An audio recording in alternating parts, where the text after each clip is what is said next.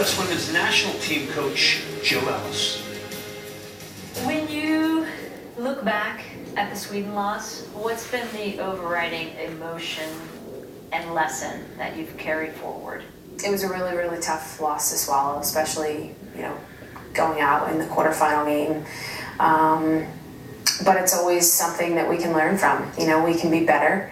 We had a lot of chances that game. We know they sat in. We know that they had one opportunity to score, and they did that, and we did not, and that's why we went home. And, I can look at myself and say, I should have probably finished more chances in that game. I think we can all self-reflect and look back and know that this moment in time is going to make us hungrier for the next cycle. Jill is steering the ship. She's doing things her way. It's going to be her way or the highway. And if you don't, jump on board and, just do the role that you're being asked of, you won't be here. And I think it's great. I think that we all need to be held more accountable. I think that the environment needs to become more competitive. You have been vocal. You sent a letter to all the players about whether you have 200 caps or one. It's going to be based on performance. Right. What else have you changed in terms of just the atmosphere and how things are going to be done in these next 3 years? I think that messaging is a big part of it because I think it allows, puts everyone on kind of notice, right? And obviously the players that maybe haven't had opportunity, they see a massive opportunity. So I think that in and of itself creates a change. What type of player do you think this team needs the most? The profile of the player is a player that's going to be, they have to have the mentality piece, but now the honest is how we want to play. I talked to the team the other night. The score sheet only shows so much. We need to be proud in not just the what happened, but how it happened. And so technical player is, I think, thriving in this environment, and I think that's a big part of the profile. What did that Sweden loss teach you? When a team is going to be that compact, you certainly can always break a team down with ball movement, but suddenly having that player that can solve pressure individually, a la Crystal Dunn. That's what Crystal Dunn can do. It's suddenly, now you suddenly create a numbers up situation. Players that can operate in between tight spaces, in lines. Lindsey Horan, Mallory Pugh, if you look at their profiles, they're very technical players. So I think, we've known that, and I think it's just continuing in that vein. What keeps you up at night? I'm energized. I sleep very well. I am. I always think, as a college coach, I always loved to, that freshman class would come in and it would change the dynamic. And I think that's where we're at with this team. I love it. That's why I left college. I love the international game. I think it's intoxicating. And, I get to work with phenomenally motivated and talented players.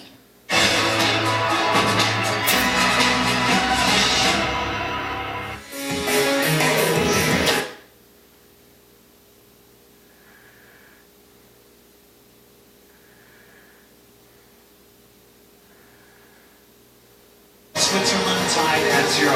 Welcome back, everybody. Glenn Davis alongside me, former U.S. Women's National Team midfielder Julie Fat.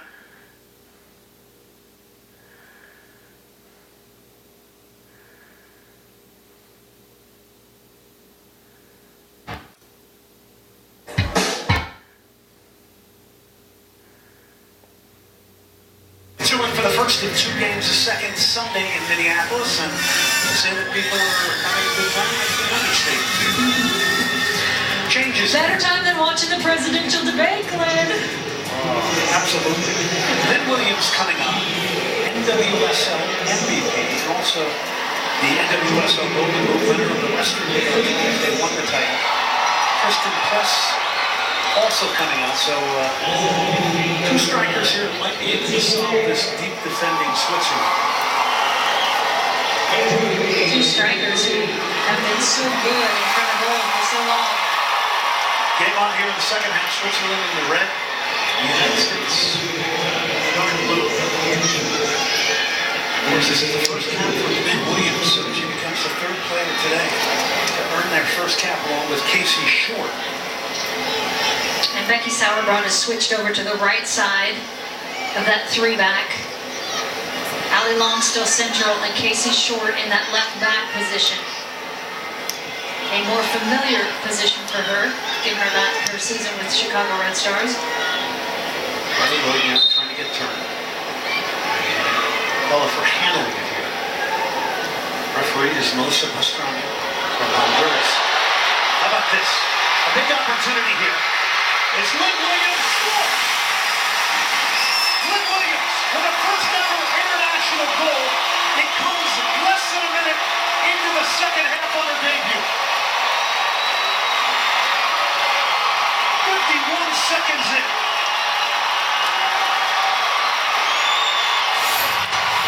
Well, how about that for a start to your national team career? Literally, her first touch on the field is a breakaway that she finishes beautifully, as we have seen her do so many times this season with the Western New York Flash, and just slots that home. How about that for your start, Glenn? I might just walk off the field after that and be like, thanks very much. That's my 51 seconds I just contributed. What a moment for the 23-year-old.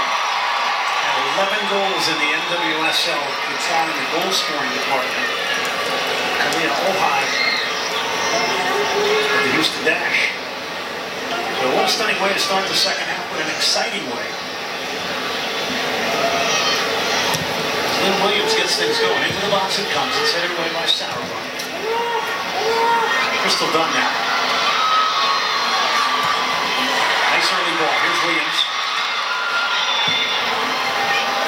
Knocks it inside. Ryan keeps it moving. It's press. Williams at the back post. Or cross to the deflection. And the U.S. will get a corner. So the U.S. invigorated here to start the second half, pouncing on a mistake. Lynn Williams, the goal scorer. And with Lynn Williams coming in up high, Crystal Dunn moved back into that number 10 position, which is another fun one to watch her in. The bad back pass from Mihalkiewicz, which led to the Williams goal, and alert she was. Got her head up and took the finish beautifully. Keith off the corner. Dunn. Will drive it and it's blocked.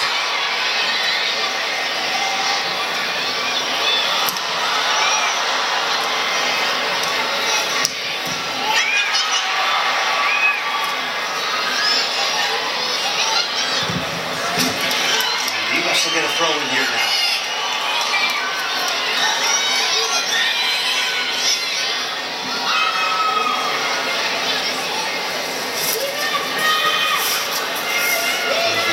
NWSL MVP and Golden Boot winner, Western New York Flash, the champions. Comeback against the Washington Spirit at a BBVA Compass Stadium in Houston. Heath, Dunn, shimmies, Lloyd shot, parried away. Tillman didn't say, and then headed over the top by Crystal Dunn, but the U.S. exciting this crowd here in Sandy, Utah. The captain leading the way. And the U.S. just pressing. Won that back originally by Dunn.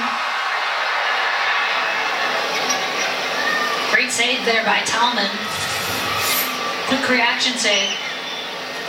Going back to Lynn Williams, talked to her today actually about what the difference was this year and her performance, of course the MVP of the league, winning the title as we just showed, and she said, I finally was healthy. Here she is again. She's won the ball back for the U.S. She's like, she's been shot out of a cannon. Dunn shot.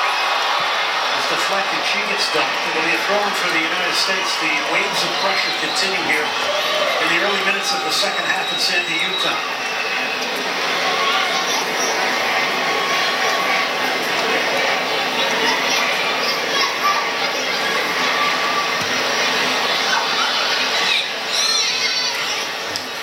Dunn now trying to turn the corner.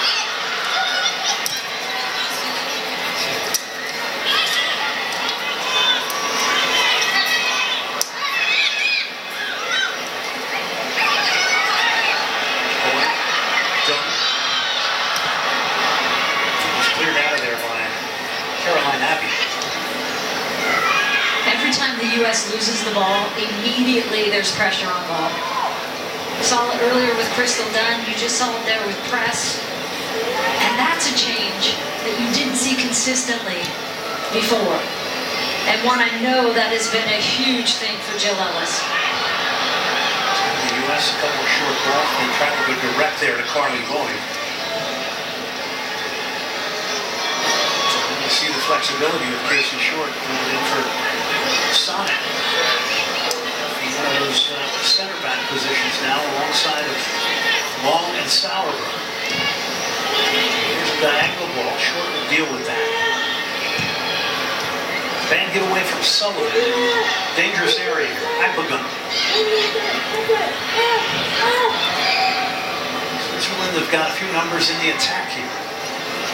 And that one's way too heavy throw in U.S. So with all these big stars not here, obviously Hope Solo is not here, Megan Rapinoe.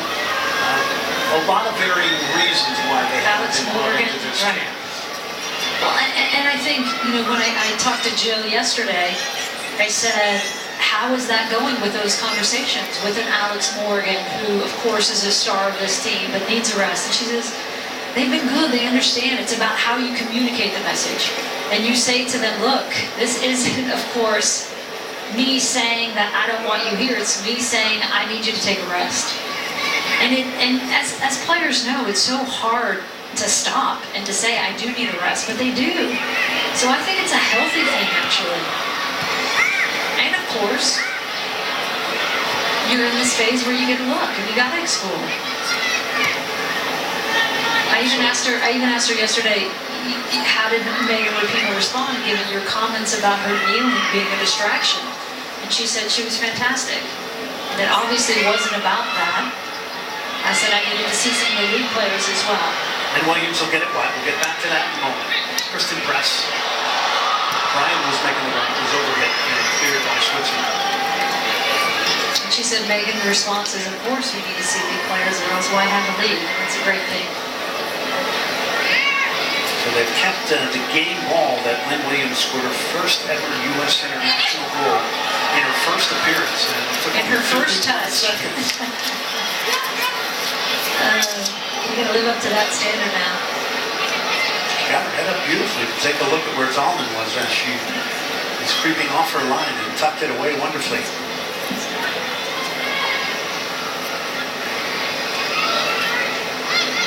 Memorable moment for Lynn Williams of the Western New York Flash.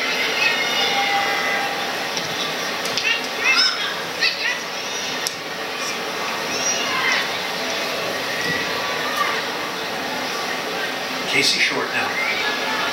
Jill Ellis very familiar with her, having her on the under-20s. Her ball's overhead again towards Carly Lloyd. I also asked Jill Ellis about Hope Solo and when she is available in February, what that conversation will be like. And she said, I don't know, I'm now still in the experimental phase. We're still looking. I've made it very clear to all the players that that's what we're going to be doing. We're going to be broadening the pool. She just had shoulder surgery. We'll see where she's at when that time comes. Crystal Dunn. Exploding past one. Forget it for him. Williams in an offside position. And one back to look it off the post. So the captain.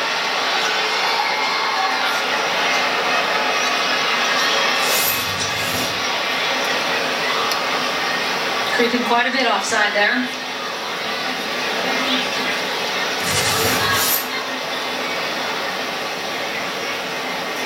Kristen Dunn talked about that combination with Carly Lloyd as well, and those two playing off each other.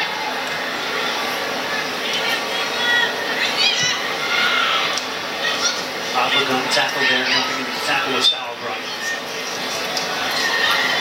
And Plazas is on number 23. The one sub in the second half for Switzerland. Only 20 years of age.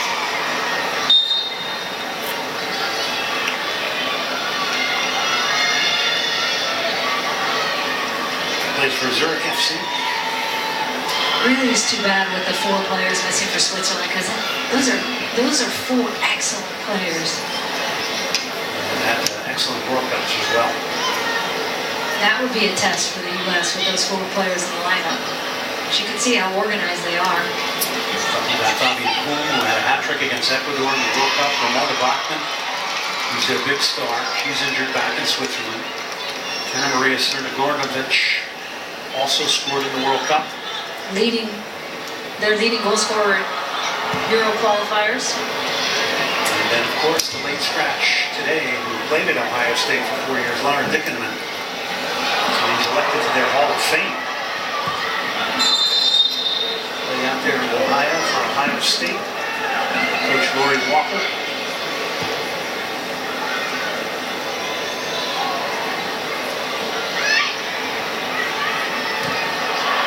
On the bypass midfield.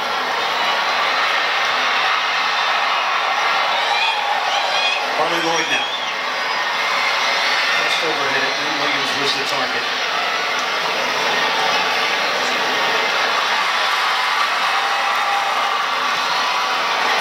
MLS playoffs begin Wednesday on ESPN2. It's the knockout round game at 8 p.m. Eastern, also streaming live on the ESPN app, and watch ESPN. It's that time of year in Major League Soccer.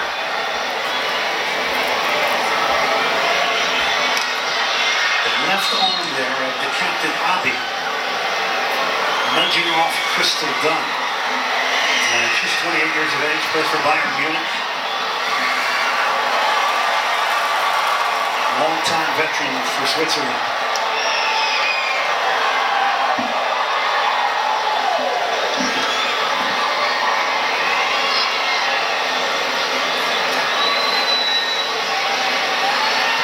The Swiss, they're forging and breaking a lot of new ground. They got to their first ever World Cup in 2015. They qualified for their first ever European Championships in 2017. And, when they go to that World Cup in Canada, Julie, that was an opportunity for the world to see Ramona Bachmann, this very talented, creative number 10 that a lot of people didn't know a whole lot about, just because she got an opportunity to get on the big stage. And I can remember a game in that World Cup where she picks up the ball in her own half and literally dribbles through, I can't remember which team it was, but she dribbled through about 7 players on a 40-yard run. And those are the kind of players they're producing, which is great to see, especially when you only have 30,000, as they told us, registered. And that's not just girls, that's girls and women.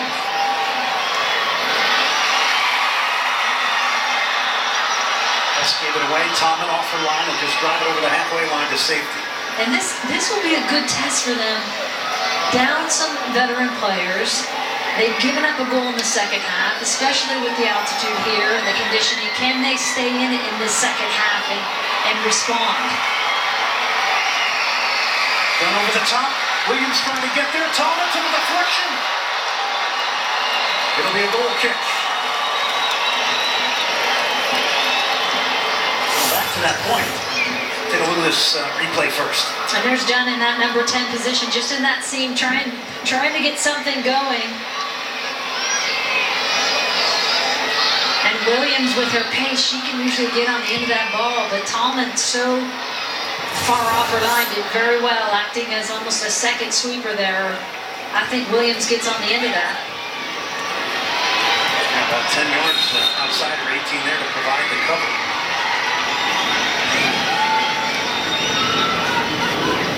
Could there be a better game for Switzerland, Julie, when it comes to the quality of the opponent, the test?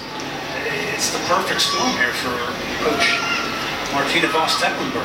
Yeah, because so much of it, too, is when you're playing the number 1 team in the world and a team that has the history that this U.S. women's team has is just knowing that, look, because they haven't played the U.S. that much, this is only the 3rd time, knowing they can hang with them. I mean, what a mental hurdle that is for a very young Switzerland team. Talk to a lot of international players from different countries, and they say that is the hardest hurdle to get over when you play the U.S. Feeling like you belong on the field with them. I'll be clear as it.